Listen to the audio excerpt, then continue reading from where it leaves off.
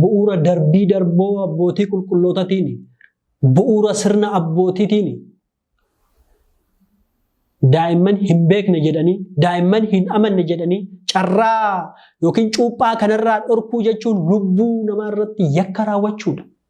Waaqayyoon jalqaba gadaamessa keessattuu ni filata. Sababa dhibee du'aatiin isaan geessuun yoo ta'e garuu daa'imni tokko guyyaa 40 fi yookiin 80 osoo hin guutin, dhiirri guyyaa 40 osoo hin guutin, dubarri guyyaa 80 osoo hin guutin sababa dhibee du'atti isaan geessuun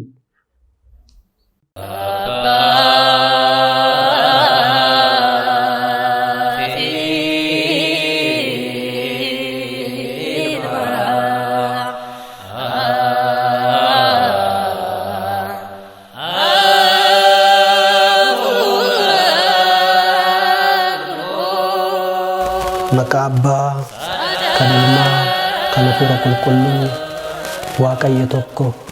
Ameen. Kabajamtoota fi jaalatamtoota maatiiwwan Waaqayyoo iddoo garaagaraa jiraachuun sagalee jireenyaa kana kan dhageessan hundi keessanuu maqaa Waaqayyootiin akkam turtan, akkam yoo nageessan, akkam jirtan. Uumaan keenya, fayyisaan keenya Yesuus Kiristoos maqaan isaa har'as yeroo hundumaa bara baraan kan galatoomu nuuf haa ta'u. Waaqayyoon kan ishee filate, ergamoonni qulqulloonni Waaqayyoo kan ishee galateeffatan, foonii fi lubbuu isheetiin qulqulluu kan taate haati keenya qulqulleettii Dubree Maariyaam maqaan ishee yeroo hundumaa bara baraan kan galatoomu nuuf haa ta'u. Araarsummaa fi kadhannaan qulqullootaa eebbifannoo Gooftaan waliin haa ta'u. Egaa mata dureen barumsa keenya har'aa torbee darbee irraa kan itti fufee kutaa lammaffaa isaa ta'a. Mata dureen barumsa keenya irraa kutaa lammaffaa keessatti waa'ee cuuphaa daa'immanii kan ilaallu ta'a. Kana jalatti qabiyyeewwan, fakkeenyotaa fi raajiiwwan cuuphaadhaaf dubbataman kaasnee ni baranna. Cuuphaa daa'immaniif ka'umsa kan ta'an kaasnee kan ilaallu ta'a. Waaqayyoon Abbaan keenya waliin ta'ee jecha isaa akka barannu, akka qalbeeffannu, akka jiruu keenyatti hiiknu eeyyama isaa qulqulluu nuuf haa ta'u. Egaa waa'ee cuuphaa daa'immanii barbaachisummaa isaa, hiikaa isaa sirritti torbee darbee akkuma laalle cuuphaan daa'immanii Waaqayyo irraa kan itti dhalannu, dhaloota isa lammaffaa, dhaloota isa kabajamtuu kan itti argannu, dhaloota hin banne kan itti argannu, jireenya bara baraa kan ittiin argannu akka ta'e kaasnee ilaallee turre. Har'a immoo fakkeenyota macaafa qulqulluu keessatti waa'ee cuuphaatiif ka'an tokko tokkoon laallee kan barannu ta'a. Egaa fakkeenyota cuuphaa yeroo kaasnu Abrahaam maallaqa isaa 10 keessaa tokko baasee kennaa isaa qabatee Yordaanosiin ce'ee gara Malkatseedeq yommuu deemu, Malkatseedeq dhufuu Abrahaam beekee daabboo qulqulluu xoofoo eebbaa qopheessee akka eege seera uumamaa boqonnaa 14 lakkoofsa 18 gubbaa irratti barreeffamee jira. Kunis Malkatseedeq fakkeenya lubootaati. Abrahaam fakkeenya amantootaati. Fakkeenya kiristaanotaati. Yordaanos fakkeenya cuuphaati. Daabboo qulqulluun fakkeenya foon gooftaati. Xoofoon eebbaa fakkeenya dhiiga gooftaati. Inni biroo Iyyoobii fi Ni'immaan Yordaanositti cuuphamanii dhukkuba irraa akka fayyan lammaffaa kitaaba moototaa boqonnaa 5 gubbaa irratti ni arganna. Egaa Iyyoobii fi Ni'immaan fakkeenya Addaam, akkasuma Yordaanos fakkeenya cuuphaati. Dhukkubni isaanii sun immoo fakkeenya abaarsaati, fakkeenya badiiti. Egaa isinis yeroo cuuphamtan balaa foonii fi balaa lubbuu irraa ni fayyitu yommuu nuun jedhu fakkeenyota kanneen irraa Gooftaan keenya nu barsiisa. Eeliyaasis Yordaanos qaxxaamuruudhaan Beera Hiyaawaan iddoo jiraattota bara baraa galeera. Cuuphamuun iddoo ittiin bakka jireenyaa bakka bara baraa itti galludha. Kanaaf gooftaan keenya lammaffaa Tasalonqee boqonnaa 3 irratti namoota seeraan ala deeman irraa adda bahaa nuun jedha. Manni kiristaanaa keenya seera kana nu teechisteerti. Seera kana keessa deemuu akka qabnu nutti hima. Seera kanarraa namoota adda bahan irraa isa of eegaa nuun jedha. Nu ta'u ijoolleen mana kiristaanaa seera kana hojii keessatti ni oolchina, hojiirra ni oolchanna, jiruu keenya keessatti ni oolchanna. Namoota seera kana hin fudhanne garuu seera kana ni barsiisna. Akka fudhatan, akka itti fayyadaman ni taasifna. Cuuphan tokko waan taateef Efesoon boqonnaa 4:14 gubbaarratti cuuphan tokko gooftaan tokkodha jedha. Cuuphan mucummaa Waaqayyoo karaa ittiin argannu waan ta'eef, miseensa mana kiristaanaa karaa ittiin taanu waan ta'eef kun si'a tokko kan raawwatamudha. Irra hin deddeebi'u waan ta'eef cuuphan tokko jedhame. Cuuphaa kanarraa miseensa mana kiristaanaa ittiin taanee mootummaa Waaqayyoo karaa ittiin dhaallu waan ta'eef cuuphan kabaja guddaa qaba. Cuuphaa daa'immaniitiif akka ka'umsatti kan dubbataman baay'eetu jiran. Mee kan amma kaasneen alatti tokko lama jennee yaalaallu.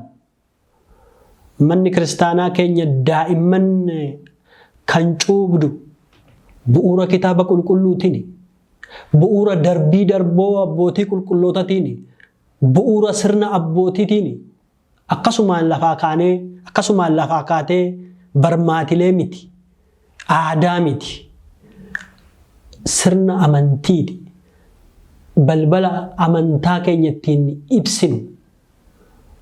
Kanaaf kitaaba qulqulluu bu'uura godhachuudhaan darbii darboo abbootii keenyaa akkasumas sirna bu'uura godhachuudhaan ni ilaalla. Inni tokkoffaan macaafa Kufaalee boqonnaa 4:9 gubbaa irratti akkas jedha. Egaa Addaam lafa irraa uumame sana guyyaa 40 booda, guyyaan 40 erga xumurame booda akka ishee bituu fi akka ishee eeguuf gara jannataa galche Waaqayyo nuun jedha. Waaqayyoon gara jannataa ergamootan galcheera. Haadha manaa isaas immoo guyyaa 80ffaatti galcheera. Qulqullummaan amalaa isaanii osoo jalaa hin xuraa'in,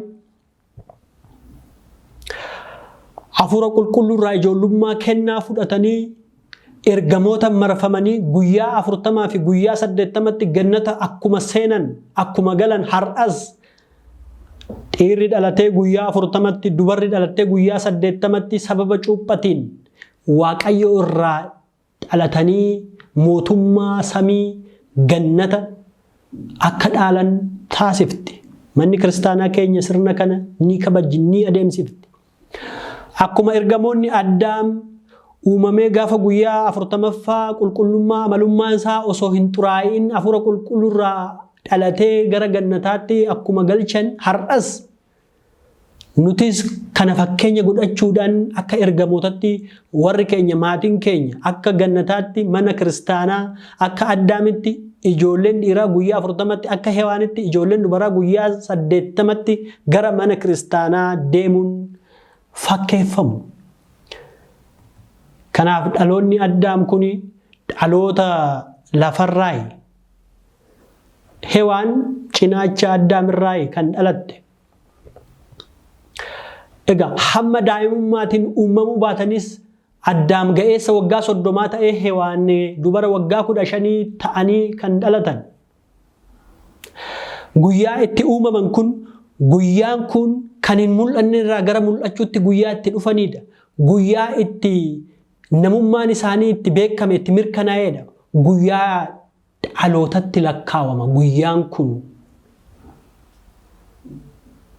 guyyaa waggaa 30tti Addaamitti uumame. Guyyaa Hewaan guyyaa waggaa 15 dubara waggaa 15 taateetti uumamte kun guyyaa akka dhalootaa isaanitti lakkaawama.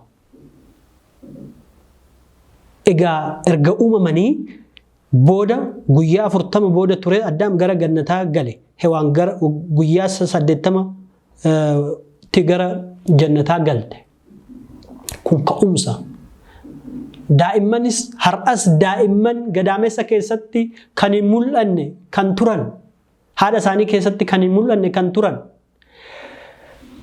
gara mul'achuutti kan itti dhufan nama ta'uun isaanii kan itti beekamu guyyaa dhaloota isaaniitiin. Kanaafuu Addaamii fi Hewaan erga uumamanii booda kabajaan gara gannataa guyyaa 40-80tti akkuma galan akkuma seenan har'as sirna duraatiin sirna seera jalqabaatiin dhiirri guyyaa 40tti dubarri guyyaa 80tti manni kiristaanaa keenya cuuphaa ni adeemsiste. Sirna jalqabaa kana mana kiristaanaa keenyatu fudhatee hojiirra oolchaa jira. Kanaaf nuti carroomneerra nuti kabajamneerra Waaqayyoon waan nu jaalatuuf sirna jalqaba Addaamii fi Hewaan ittiin mootummaa Waaqayyoo dhaalan har'as manni kiristaanaa keenya sirna san hojiirra oolchite. Inni lammaffaan seera Lewwotaa boqonnaa 12 lakkoofsa 1 hanga 8 yeroo dubbisnu Waaqayyoon Waaqayyoon ijoollee Abrahaam, ijoollee Isaaq, ijoollee Yaaqoob ummata isaa erga taasisee booda seera ittiin bulan kenneefii ture. Seera ittiin bulan kennuufii isaa maaliin beekna? Israa'eloonni afurri qulqulluu eebbi isaa akka irra bulu ummata Waaqayyoo ta'uu isaanii kan ittiin mirkaneessu dhiirri dhalatee guyyaa 40tti dubarri dhalatee guyyaa 80tti maatiin isaanii aarsaa fuudhanii qabatanii gara mana qulqullummaatti deemaa turan. Luboonni aarsaa san fuudhanii dhiyeessanii maqaa daa'ima sanii maqaa Waaqayyootiin daa'ima san moggaasanii maqaa moggaasanii fi maqaa Waaqayyootiin daa'ima san eebbisanii galmee miseensummaa irratti galmeessanii kan raawwatamu ture kun seera ooriitii keessatti. Egaa daa'imni seerri ooriitii raawwatameef kun eebba Waaqayyoo argattee uummata Waaqayyootti akkuma dabalamtu akkasuma har'as manni kiristaanaa keenya daa'imni guyyaa 40 fi guyyaa 80tti cuuphamuudhaan uummata Waaqayyoo akka ta'an taasifte. Bara ooriitii daa'imni amantaa maatiitiin aarsaa dhiyaate fi uummata Waaqayyoo akkuma ta'an bara kakuu haaraa kanattis immoo daa'imman amantaa maatiitiin gara mana kiristaanaa deemuudhaan cuuphamuudhaan kennaa Waaqayyoo irraa ni argatu.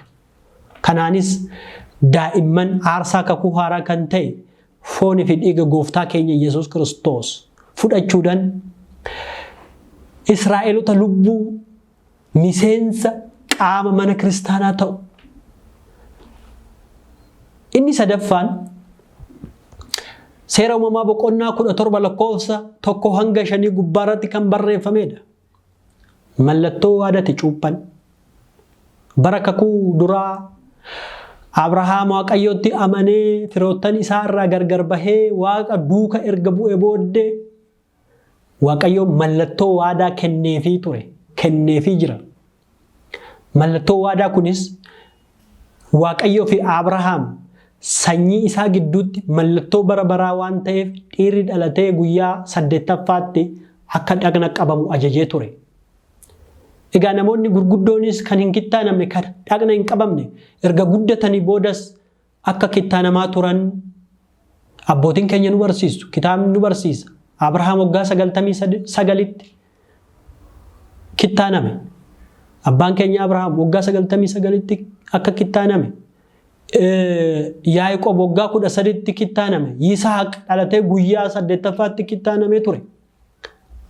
Seera uumamaa boqonnaa 17 lakkoofsa 1 kana irratti yoo dubbisnu namni hin kittaanamne hundi isaa lubbuu isaa firoottan isaa irraa adda kan baate kan baddu haa ta'u jedhee barreeffameera. Namni hin kittaanamne firoottan isaa irraa adda baatee haa baddu waadaa koo waan diigeef jechuudhaan jabina waadaa isaa gooftaan keenya dubbata. Kana bu'uura godhachuudhaan egaa bara kakuu haaraa kanattis kittaanamuun fakkeenya cuuphaa akka ta'e qulqulluun Phaawulos Qolaasiis boqonnaa 2 lakkoofsa 11 gubbaarratti akkasumas jedha. Qaama foonii kittaanuun Kiristoosin kittaanamuu harkaa kan hin taane isaan kan kittaanamtan cuuphatiin isa waliin awwaalamtan jechuudhaan cuuphaa Kiristoosin kan raawwatu dhukkubbii kan hin qabne abaarsa fi cubburraa kan adda ittiin baanu akka ta'e nutti. Kanaafuu cuuphaadhaan bakka bu'uusaa kittaanamuun yookiin dhaqna qabannaan bara kakuu moofaa bara kakuu haaratti cuuphaadhaan bakka bu'uusaa haala kanaan kitaabni nu barsiisa. Kakuu moofattis daa'immanis gurguddoonnis kittaanamuun Waaqayyo abdii Abrahaamiif kenne akkuma dhaalan har'as immoo daa'immanii fi beektonni namni gurguddaan cuuphamuudhaan miseensa mana kiristaanaa maatii Kiristoos dhaaltuu mootummaa samii ta'u. Egaa namni hin kittaanamne firoottan isaa irraa akka adda bahu Israa'eloota irraa akka adda bahee badu har'as kakuu haaraa keessatti namni hin cuuphamne kiristaanota ortodoksii irraa adda bahee ibidda bara baraatti darbatamadha. Gara mootummaa Waaqayyoo seenuu akka hin dandeenyedha kan kitaabni nu barsiisu. Inni afraffaan seera uumamaa boqonnaa 7 gubbaarratti kan argannudha. Seera uumamaa boqonnaa 7 gubbaarratti Waaqayyoon Noohin akkas jedheen, ati maatii kee qabadhuutii gara doonii seeni, fuula koo duratti qulqulluu taateen si argeerati jedheen. Jalqaba irratti lafti abaarsan kan guutamte ture. Dhalli namaa badii adda addaa hojjetee Waaqayyoon gaddisiisee ture. Lafti abaaramtee turte. Axmaqqaa lamidri bamaay'aay lafa bishaaniin cuuphe Waaqayyo aarsaa nuu fudhatee waadaa galeefii jira. Jalqaba irratti dhalli namaa badii balleessee Waaqayyoodhaan wal lolus waadaa Noohiif galeef Waaqayyoon lammaffaa dhala namaa bishaaniin akka hin balleessine waadaa isa jalqabaa argateera. Nooh lafti erga cuuphamte booddee waadaan isa jalqabaa dhala namaatiif kenname lammaffaa dhala namaa akka bishaaniin hin banne waadaa Waaqayyoon nuuf galeera. Sababa doonitiin sababa bidiruutiin Nooh fi maatiin isaa fayyisuu akka barbaade Waaqayyoon ni hubanna. Sababa doonitiin Nooh fi maatiin isaa fayyaniiru. Nooh ajaja irratti hundaa'uudhaan maatii isaa qabatee gara doonii akkuma seene ajaja Waaqayyoof kan abboomamaniif bishaan badii jalaa akka bahan nu hubachiisa. Egaa Nooh ijoollee isaa 3 Seem, Kaam, Yaafeet daa'imman osoo ta'anii doonitti akka hin seenne isaan ni dhorkanii turanii. Ni dhorku turanii ijoollee kan barasan. Egaa fakkeenya cuuphati jenneerra. Nooh ijoollee 3 qaba. Ijoollee 3 kun gara doonii sanii seenan ture. Nooh ijoollee 3 kana gara doonitti hin galchu ture. Ni dhorka ture. Osoo immoo ijoolleen isaa kunis ijoolleen Nooh kunis immoo 3 kun daa'imman osoo qabaatanii gara doonitti hin galchan ture. Hanga fedhii bilisummaa isaanitti fayyadamanii murteessanitti doonitti hin galchan ture. Dooniin alatti dhiisanii ture. Maatiin akkasii jira. Mee hubadhaa maatii Kiristoos. Daa'imman badii homaatu hin qabne bishaan badiinsaa akka isaan fudhatu dooniidhaan alatti maatiin dhiisu. Maatii dhugaati. Maatii dhugaa miti. Fayyummaan isaas nama shakkisiisa. Fayyummaan maatii kanaas nama shakkisiisa. Waaqayyoon Noohin kan ajaje garuu maatii isaa fudhatee gara doonitti akka seenu fida. Fedhiin Waaqayyoo hundinuu akka fayyanii fida. Dooniin Nooh badiinsa jalaa ittiin oole kun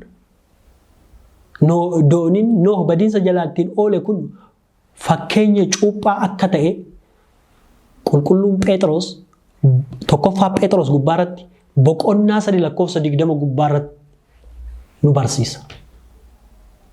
Akkam jedha doonii keessa Nooh maatii isaa wajjin akka seenu akkuma ajaje har'as maatii waliin akka cuuphamnu manni kiristaanaa nu ajajji jedha.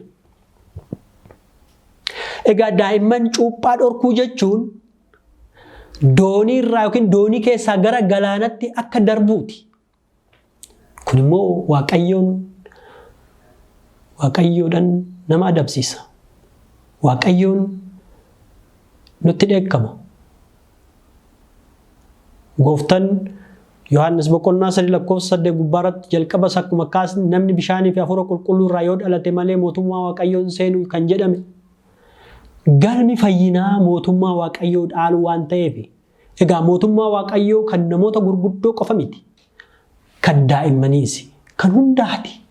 Hundaaf kan kennamedha. Kiristoos kan du'e bar namoota hundaaf dhala namaatiif daa'imman hin beekne jedhanii daa'imman hin amanne jedhanii carraa yookiin cuuphaa kanarraa dhorkuu jechuun lubbuu namaa irratti yakka raawwachuudha. Daa'imman beekuu dhiisuun isaanii eebba cuupharraa argamu isaan hin dhabsiisu. Waaqarraa dhalachuu isaan hin dhabsiisu. Kanaafuu lammaffaa akka dhalatan maatiin manni kiristaanaa daa'ima cuupsisuun dirqama. Inni shanaffaan tokkoffaa Qorontos boqonnaa 10:1 gubbaarratti kan barreeffame haa laallu. Obboloota koo kana beekuu keessan nan jaaladha jedha. Abbootiin keenya hundi duumessaa gadi turan. Hundi isaanii galaana gidduu ce'an. Hundi isaanii Musee waliin duumessaa fi galaanan cuuphaman jechuudhaan galaana diimaa qaxxaamuruun Israa'elootaa fakkeenya cuuphaa akka ta'e nu ibsa. Duumessi wantoota baay'ee tajaajileera. Duumessi nyaata ta'eefii jira. Duumessi ho'aa qabbaneesseefii jira. Israa'elootaaf duumessi qorra ho'isee jira. Duumessi ifa ta'eefii jira. Duumessi karaa itti agarsiisee jira. Duumessi badiinsa irraa isaan golgee jira. Duumessi gufuun akka isaan hin rukunne lafarra afameefii jira.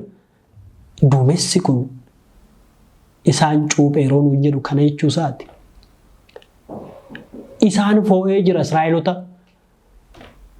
Diinota isaanirraa isaan ittisee isaan foo'ee jira. Isaan haguugee jira duumessi. Akkasumas galaanas qaxxaamurraan cuuphamanii jiru. Israa'eloonni garbummaa Fara'oon jalaa iddoo rakkoo Misir jalaa humna waaqayyootiin bilisa erga bahanii booda biyya aannanii fi dammi itti burqisiifte. Aannanii fi dammi biyya itti burqu Yerusaalem deemuudhaaf Yerusaalem seenuudhaaf galaana diimaa ce'uun qaxxaamuruun ni dursa ture. Har'as Yerusaalem ishee samii mana kiristaanaa miseensa ta'uudhaaf cuuphan ni dursa. Galaanni diimaan Israa'eloota yeroo ceesisu Gibxoota liqimsee ture. Waada lammaffaa Israa'eloonni kan fudhatan erga galaana diimaa ce'anii booda. Innis waada lammaffaa taabota waaqayyoo irraa fudhatanii jiru. Lubummaa waaqayyoo irraa fudhatanii jiru. Egaa galaana diimaa kan ce'an namoota gurguddoo qofaa miti. Daa'immanis waliin ce'anii jiru.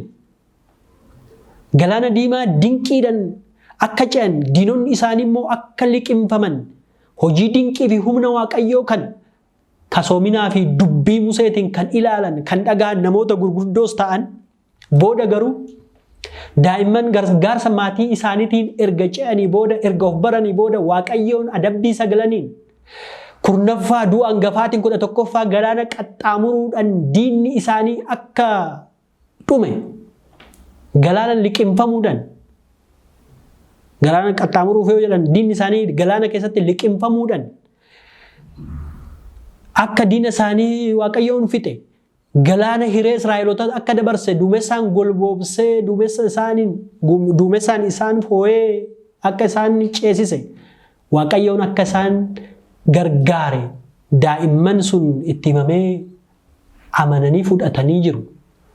Boodas daa'imman gurguddoonis daa'immanis walqixa erga caanii booddee amananii fudhatanii jiru dhimma darbe san. Egaa daa'imman osoo hin beekin osoo hin hubatin galaana diimaa ce'uun sirrii miti hanga guddatanitti gammoojjii keessa haa turan hin jedhamu.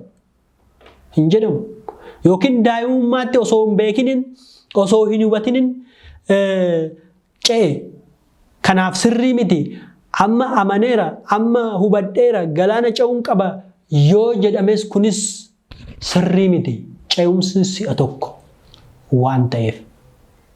Egaa daa'imman Israa'elootaa galaana diimaa si'a tokko akkuma ce'an har'as daa'imni tokko si'a tokko erga cuuphame booddee irra hin deddeebi'amu. Cuuphan tokko waan taateef. Kakuu haarattis kan jiru har'as sirni jiru sirna cuuphaa seenaa saniitiin kan wal fakkaatudha. Inni jaaffaan wangeela Luqaas boqonnaa 1:15 gubbaarratti akkasumas Ermiyaas boqonnaa 1:4 gubbaarratti kan jirudha. Egaa kutaa 1ffaa keessattis akkuma kaasuuf yaalle Waaqayyoon daa'imman suugaarraa kennaarraa akka isaan hin fageessine eebbarraa akka isaan hin hanqisne sirritti kan nu barsiisan caqasawwan kanneen gadaamessa haadhaa keessatti kan eebbifaman kennaa hafuura qulqulluun kan irra bule namoonni kitaaba qulqulluu keessatti caqafaman jiru. Luqaas irratti akkuma agarru wangeela Luqaas boqonnaa 1:15 gubbaarratti gadaamessa haadhaa keessatti hafuurri qulqulluun irra bulaa irra jiraatee jechuudhaan irra bule jechuudhaan qulqulluu Gabreeliin waa'ee Yohaannis cuuphaa abbaa isaa Zakkaariyaasitti akka himu ni ilaalla. Kanaafuu daa'imummaadhaan gadaamessa keessattis daa'imummaadhaan Waaqayyoon isaan filatee jira. Ermiyaas 1:4 irrattis kan dubbatu kanuma jechi Waaqayyo gara koo dhufe jedha Ermiyaas. Garaatti osoo sin hojjatin si beeka gadaamessa haadha keettiitii osoo hin bahin si eebbiseera ormootaaf ummattootaaf namootaaf raajii si taasiseera. Raajaa si taasiseera jechuudhaan dubbateera. Waaqayyoon jalqaba gadaamessa keessattuu ni filata. Daa'ima Waaqayyoon ofitti ni waama ni kabaja. Kanammoo bakka adda addaatti ni arganna. Kanaafuu Waaqayyoon daa'imman gadaamessa keessatti erga eebbise hafuura qulqulluu erga irra bulche erga dhalatanii booda akka hin cuuphamne kan isaan dhowwu eenyu? Hafuura akkamiiti erga dhalatanii booddee daa'imni hin cuuphamtu kan jedhu? Hafuura diinati, hafuura seexanaati. Waaqayyoon hafuura akkasiirraa hunda keenyaa nu eegu. Dhalatanii cuuphamuu qabu daa'imni. Gooftaan keenya daa'imman ofitti waamee hammatee eebbisee daa'imman gara koo akka dhufan hin dhorkinaa jedheera. Mootummaa Waaqayyoo kan akka isaaniiti waan taateef hin dhorkinaa nun jedheera. Nutoo dhorkuu hin qabnu kaa. Egaa gooftaan erga isaan hin dhorkinaa nun jedhe daa'imman cuuphaa dhorkuun sirrii miti. Daa'imman cuuphamuu qabu. Inni torbaffaan duuka bu'oonni namoota barsiisaa amansiisaa cuuphaa turan. Egaa akkuma beekamu abbaan manaa amanee yeroo cuuphamu maatiin hundi ni cuuphama ture. Abbaan manaa sammuu yoo ta'u maatiin immoo akka qaamolee hafaniiti. Sammuun yeroo cuuphamu qaamni biroos akkuma hin hafne akkasuma abbaan yoo cuuphamu maatiin hundi ni cuuphama ture. Abrahaam maatii hedduu qabaatus Waaqayyoon garuu waadaa kan seene Abrahaam waliin. Eebbi Waaqayyoo garuu maatii isaa hundaaf. Seera uumamaa boqonnaa 14 gubbaarratti akkuma ilaalu maatii isaa hundatu eebbifame. Maatii keessatti daa'immanii hanga maanguddootti umuriin osoo hin daangeffamin ni cuuphamu. Hojii duuka bootaa irratti hojii ergamootaa boqonnaa 2:38 yeroo dubbisu maal jedha? Gaabbii seenaa cubbuu keessan akka isiniif dhiifamu cubbuun keessan akka isiniif dhiifamu hundi keessan maqaa Iyyesuus Kiristoosiin cuuphamaa. Hafuura kennaa hafuura qulqulluu fudhattu. Jechi abdii isinii fi daa'imman keessaniif hundadha nuun jedha. Kanaafuu nuuf qofa miti maatii hundaaf daa'imman keenyaafis daa'immaniifis jedha. Eenyuree kan daa'imman dhorku. Hojii ergamootaa ammas boqonnaa 10:44 jalqabnee yeroo dubbisnu Qornoliyoos maatii isaa waliin cuuphamuu isaa agarra. Hojii duuka bootaa ammas boqonnaa 16:15 yeroo dubbisnu Liidiyaan maatii waliin yeroo cuuphamtu agarra. Hojii duuka bootaa ammas boqonnaa 16:40 gubbaa irratti yeroo dubbisnu waardiyyaan mana sirreessaa maatii isaa waliin yeroo cuuphamu agarra. Tokkoffaa Qorontos boqonnaa 1:16 gubbaa irratti immoo Isxifaanos maatii isaa waliin yeroo cuuphamu agarra. Daa'imman waliin hunduu maatiin manaa akka cuuphamu Waaqayyo ajajeera. Kanaaf sababoota kanaaf kan kana fakkaatan baay'eedhaaf manni kiristaanaa keenya daa'imman guyyaa 40 fi guyyaa 80 ni cuupti. Fitaha Nagast boqonnaa 3 gubbaa irratti cuuphan kan hojjetame dhiirotaafis dubartootaafis gurguddootaafis daa'immaniifis akka ta'e sirriitti bal'inaan ni dubbata. Egaa guyyaa 40 fi guyyaa 80 cuuphan ajajameera jechuudha. Amma akkasii kaasee kitaabota kanneen kan biroo irratti macaafota qulqulluu keenya irratti sirriitti bal'inaan ni jiru. Sababa dhibee du'aatiin isaan geessuun yoo ta'e garuu daa'imni tokko guyyaa 40 fi yookiin 80 osoo hin guutin dhiirri guyyaa 40 osoo hin guutin dubarri guyyaa 80 osoo hin guutin sababa dhibee du'aatti isaan geessuun osoo guyyichillee guutuu baatee akka cuuphamuu qaban sirriitti barsiifanni mana kiristaanaa keenya nu ajaja. Osoo hin cuuphamin daa'imni tokko dhalatee fooniif lubbuu isaa gargar bahuu hin qabu jechuudha. Kanaaf dhibeen du'aaf isaan geessu yoo kan jiraatu ta'e maatiin dafee akka cuuphaman taasisuu qaba. Manni kiristaanaas luboonnis kanarratti sirriitti barsiisuu hirmaachuu qaban. Yoo akkas hin taasisne garuu lubichi rakkoo lubaa yoo ta'e lubichi sun aangoon irraa mulqama jedha. Aangoon isaa irraa mulqama kana taasisuu baannaan lubichi. Akkasuma maatiin kana taasisuu baannaan miseensummaa irraa yeroo murtaa'eef ni fo'amu jedha. Fitaha Nagast kanarratti barsiifata mana kiristaanaa keenya. Kanaaf cuuphadaaf iddoo guddaa kenniti manni kiristaanaa keenya jechuudha. Daa'imman cuuphadaan jireenya mana kiristaanaa baraa deemu waan ta'eef. Inni lammaffaa raajiin dubbatameera. Egaa akkuma beekamu Hizqeel boqonnaa 36:25 gubbaa irratti bishaan qulqulluu isinitti facaasa jedhee ni dubbata. Faarsaa boqonnaa faarsaa 113 lakkoofsa 3 gubbaa irrattis Baharanii ra'eet wagwayyat wa Yordaanosni gaba adireehu adbaaraan faraasuu kama haraagita. Galaanni baqatte galaanni agartee gooftaa baqatte Yordaanos duubatti deebite yaa galaana maal taatee baqatte jedhee dubbata abbaan keenya Daawit. Mikiyaas boqonnaa 7 irrattis lakkoofsa 19 gubbaa irratti cubbuu galaana keessatti gad fageesse barbadeessedha. Galaana keessatti cubbuun barbadaa'eera. Dhalli namaa cubbamu Kiristoosiin fayyeera. Cubbuun dhala namaa galaana keessatti barbadaa'eera, gadi fagaateera. Cubba Kiristoosiin. Faarsaa 76 lakkoofsa 16 gubbaa irrattis immoo ri'uu kamayaat wafaruu ri'uu kamayaat እግዚኦ ri'uu kamayaat እግዚኦ ri'uu kamayaat wafaruu dangatsuu qalayaat mayaat wadamsa mayaat yoomuu jedha. Yaa gooftaa bishaan si arganii si sodaatan jechuudha raajii dubbatamee tureera. Raajiin dubbatamee jira. Cuupha irratti wantootni baay'een dubbatamanii jiru raajotaan.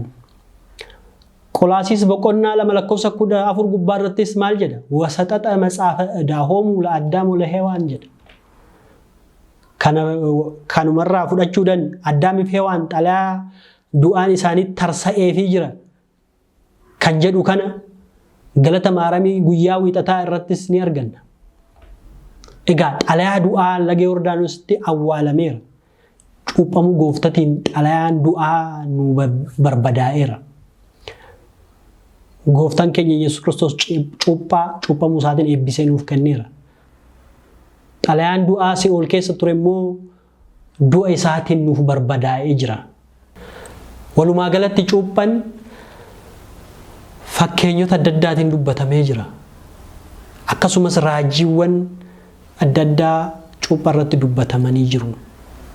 Egaa kana mammaatti baranne kana sirriitti qalbeeffannee barsiifata mana kiristaanaa keenya kana sirriitti hubannee dhalootaaf akka barsiisnu eeyyamni Waaqayyoo nu waliin haa ta'u. Kan baranne kanaan firii gaarii akka ittiin buusnu Waaqayyoon abbaan keenya eeyyama isaa nuuf haa ta'u. Kan baranne kana qalbii keenya keessa nu haa jiraachisu. Ameen.